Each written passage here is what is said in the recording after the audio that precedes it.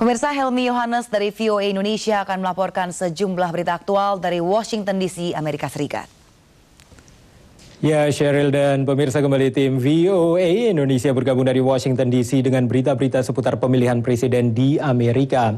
Pemirsa, rakyat Amerika tanggal 4 November ini akan menuju tempat pemungutan suara untuk memilih presiden baru yang akan memimpin negara ini selama 4 tahun ke depan.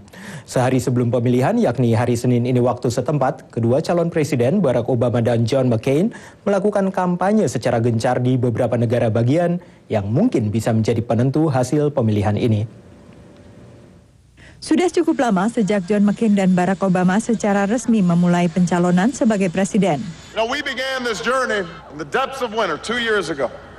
Dan kini sudah tiba pada hari terakhir kampanye.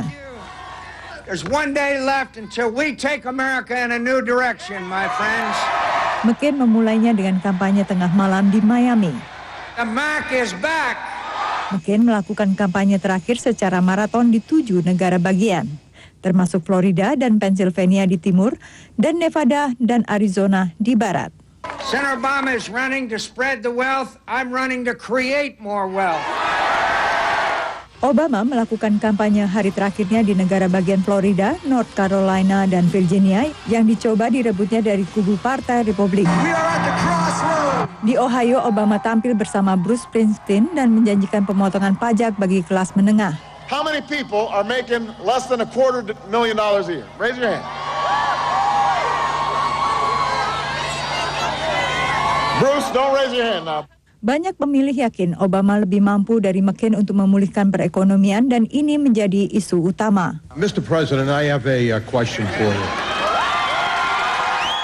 Kedua capres bertarung ketat di saat-saat terakhir untuk merebut suara pemilih yang belum menentukan sikap. Negara bagian dengan penduduk besar juga menjadi sasaran meski secara nasional jajak pendapat terakhir menunjukkan Obama masih unggul 9 poin. Demikian laporan VOA Indonesia. Di samping memilih presiden, rakyat Amerika juga akan memilih para anggota Kongres dalam pemilu 4 November ini. Dan karena calon presiden dari Partai Demokrat Barack Obama memimpin dalam jajak pendapat, kubu partai ini juga berharap para calon mereka bisa merebut banyak kursi di DPR dan Senat Amerika. Bersamaan dengan pemilu presiden 4 November ini digelar pula pemilihan anggota Kongres. Seluruh kursi DPR sejumlah 435 dan sepertiga kursi Senat atau 33 kursi Senat diperebutkan dalam pemilu ini. Di Senatlah perebutan paling sengit terjadi. Partai Demokrat ingin merebut 60% kursi agar menjadi mayoritas mutlak. I think 60 is a bit of a stretch.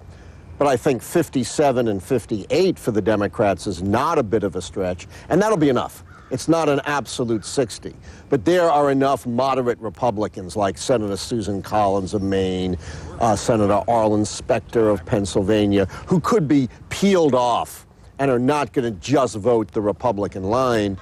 Bila Barack Obama memenangkan pemilu presiden, ia akan lebih mudah menggulirkan agendanya, termasuk menarik pasukan dari Irak dan juga berbagai agenda domestik. Namun sejumlah pengamat menilai bila pun pemilu presiden dimenangkan John McCain dari Partai Republik, maka hubungan Kongres dengan Gedung Putih belum tentu setegang masa pemerintahan Bush saat ini. I think it's really up in the air whether McCain could bring over a Democratic Congress. On the one hand, he has been known for working with Democrats. For example, with Senator Russell Feingold on campaign finance reform, with Senator Ted Kennedy on immigration reform. But he's not run that kind of campaign. He has run a very relentlessly negative campaign. Karena dua capres yang tahun ini bertanding masing-masing adalah senator, maka capres yang kalah akan kembali menjabat sebagai senator, namun dengan prestise sebagai mantan capres. Demikian laporan VOA Indonesia.